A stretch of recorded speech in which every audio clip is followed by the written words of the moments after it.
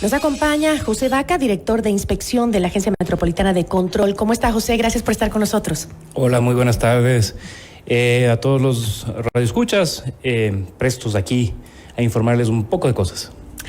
Bueno, no es noticia para nadie que el 99% de los incendios en Quito son provocados y que efectivamente pues estamos en un tiempo de sequía extrema.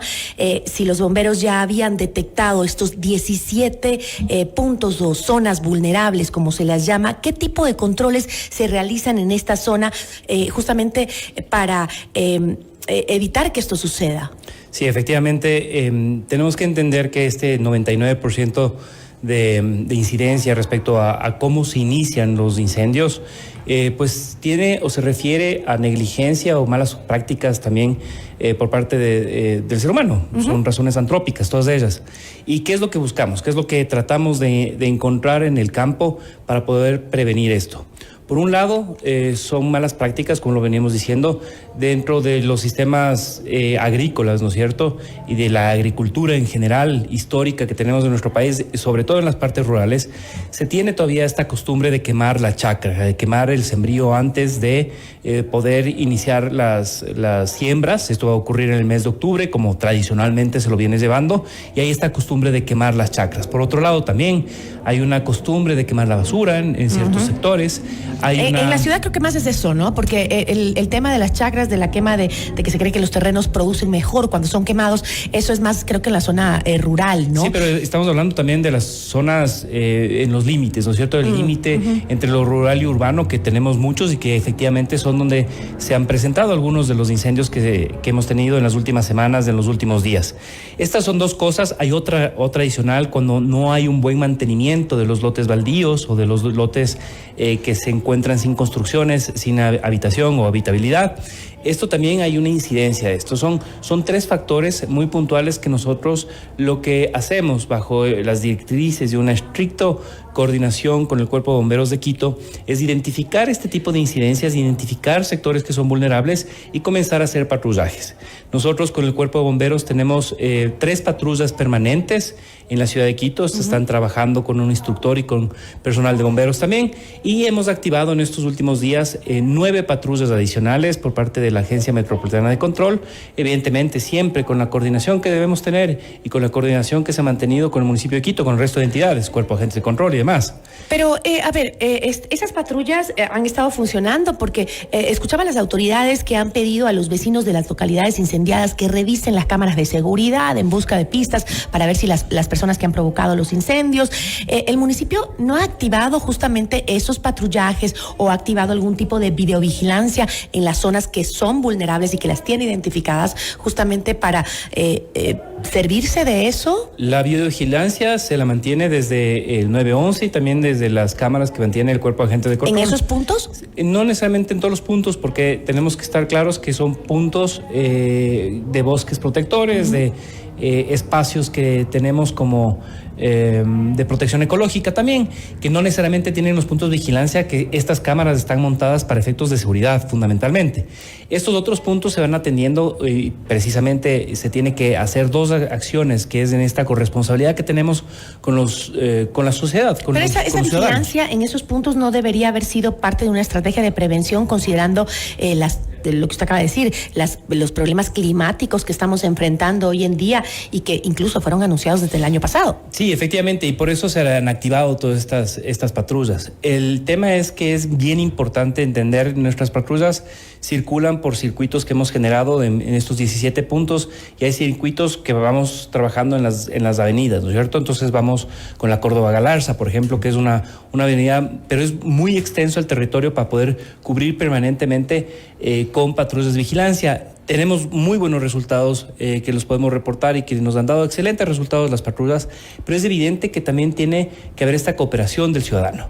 Y el ciudadano también, parte de las tareas de prevención ha sido conversar con los ciudadanos, exhortarles a que también colaboren con las acciones tanto de la parte administrativa, Cuerpo de Bomberos y Agencia Metropolitana de Control, como también con efectos de fiscalía. Que se pueda recabar información, que se pueda recabar pruebas que nos permitan efectivamente generar sanciones y esas sanciones sean ejemplificadoras para poder prevenir este tipo de cosas hacia el futuro, ¿no? Ahora, los datos sobre las pérdidas dejan los indicios que dejan los incendios forestales en Quito son realmente desalentadores. Entre el 1 de julio y el 25 de septiembre se contabilizaron más de 285 incendios que dejaron alrededor de 1.700 hectáreas perdidas, según información que maneja el Cuerpo de Bomberos de la capital. Si aún no llegamos a los meses más fuertes de la sequía, según ha informado el gobierno, ¿cómo se va a intensificar los controles justamente en esas zonas vulnerables? Sí, hay que tener en consideración toda esta parte. La cuantificación es muy importante y la cuantificación tiene varios vectores, ¿no es cierto? Uno, son todas las pérdidas materiales que se han dado efectivamente en los últimos incendios, y eso dentro de la ordenanza que tenemos en el municipio corresponde a infracciones muy graves y tiene multas muy, muy fuertes para las personas que hayan ocasionado esos incendios. También existe el Código Penal y por eso vienen las investigaciones por parte de Fiscalía que se van a comenzar a aperturar de oficio por parte de la señora fiscal, de acuerdo a la información que se mantuvo. Esto es muy importante también para poder dar con el paradero de las personas.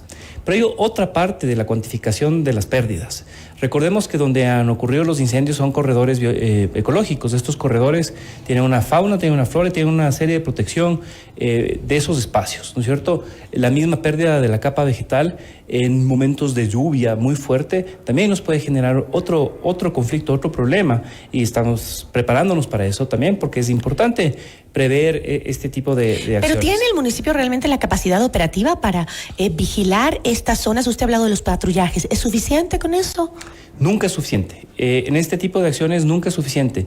Estamos poniendo todo el contingente del municipio y por eso les decía que es muy importante toda esta articulación que se hace siempre bajo liderazgo en este tipo de temas, de problemáticas, bajo liderazgo del Cuerpo de Bomberos de Quito, que evidentemente son los que guían y marcan el camino, pero en una articulación permanente con Cuerpo de Agentes de Control, con la Agencia Metropolitana de Control y con el resto de instituciones que también participan en esto, inclusive como instituciones como la Unidad de Bienestar Animal, que también tiene que estar participando. Secretaría de Seguridad, Secretaría de Ambiente, es un colectivo entre todas las instituciones, pero nunca es suficiente, y de ahí el llamado a la ciudadanía, para que estén alertas, para que puedan recabar información y para que nos ayuden nosotros como funcionarios municipales en esta tarea gigantesca que es proteger a Quito de lo que está ocurriendo. De estos 17 puntos que han identificado como vulnerables, ¿incluyen puntos turísticos también? Puntos turísticos hay algunos, o sea, veamos, el Panecizo es un punto turístico, Guápulo también La Libertad, Guápulo, también ahí estamos confluyendo con zonas patrimoniales. En el caso de Guápulo es zona patrimonial y es zona de protección ecológica, todas esas laderas. Recordemos que tiene una incidencia muy fuerte estas laderas, tenemos ahí también es una microcuenca, por donde atraviesan ríos, riachuelos. Hay una serie de vectores que tienen que ser analizados y que evidentemente tienen que ser preservados. Todos estos lugares, hay lugares muy importantes, todas las laderas que están cercanas a Puembo, Pifo, estos sectores, es muy importante guardar los patrullajes. En estos días paramos 3 incidentes que posiblemente pudieron haberte desencadenado en incendios fuertes en ese sector, pero ahí tiene una incidencia con el aeropuerto de Quito. Tenemos que proteger esas zonas también, porque tiene una influencia directamente. O sea, el tema de los incendios afecta a todos en todas las maneras posibles, ¿no? Pero hay formas también de, creo yo, de ir, lo que decía con la ministra Manzano, ¿no? Estas sequías intensas y estas lluvias intensas que vendrán con el invierno se van a mantener. Ese es el efecto del cambio climático. Cada vez el clima va a ser más intenso, más fuerte, ¿no? Y tenemos que aprender a vivir con ello, protegiéndonos. Pero, por ejemplo, yo decía, a veces tal vez, claro, ahora vivimos una crisis de agua también, pero importante mantener esos campos húmedos, porque la sequía es tan fuerte cuando viene que un fósforo lo prende todo. Entonces hay que tratar de mantener esas áreas húmedas. ¿Tenemos esa capacidad en algún momento? Pues la capacidad para mantener áreas húmedas en estas extensiones y en áreas de protección ecológica o bosques protectores resulta imposible. Esto es un tema que va mucho más allá de una capacidad humana de cualquier institución, ¿no es cierto? Es parte de la convivencia, pero ahí viene un poco la lógica de reacción y prevención que tenemos que tener como autoridades, como municipio de Quito, conjuntamente con los ciudadanos. ¿Cómo aprendemos a convivir con estas cosas? Es muy claro lo que dice Gigi. El clima está cambiando, se vuelve más extremo con el cambio climático.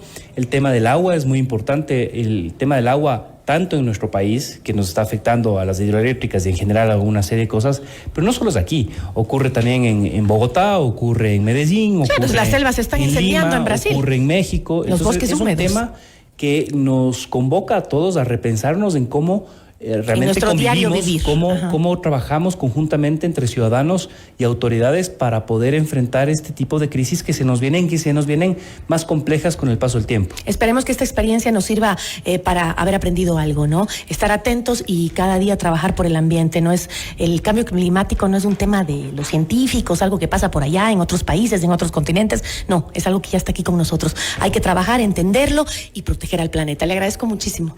A ustedes muchísimas gracias.